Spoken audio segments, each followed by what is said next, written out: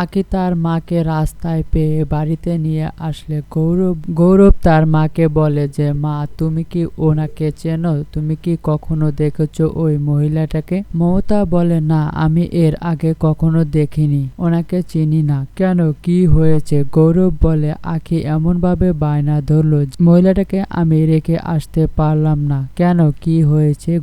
গৌরব বলে যে একটা অসুস্থ মেয়ে বাড়িতে আনতে নেই, কারণ যদি কোনো মামলা হয় আমরা তখন মামলায় জড়িয়ে যাব। একটা অচেনা মানুষকে এভাবে আনা ঠিক না। মমতা বলে আঁখি কখনো মায়ের ভালোবাসা পায়নি, হয়তো ওর মায়ের মতো মনে হয়েছে, এজন্যই এনেছে, এতে কোনো দোষ নেই।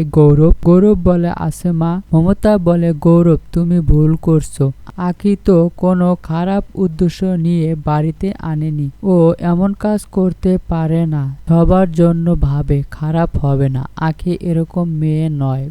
গৌরবের মা বলে যে সবার জন্য ভাবে, সে কখনো খারাপ কাজ করতে পারে না। গৌরব বলে মা, তুমি তো সবার ভালো চেয়েছিলে, কিন্তু তোমার সাথে এরকম কেন হলো মা, আমাকে বলো। মমতা বলে ওসব কথা এখন থাক, পরে কথা বলবো নি, এখন যাও, ওনার ওষুধ লাগলে এনে দাও।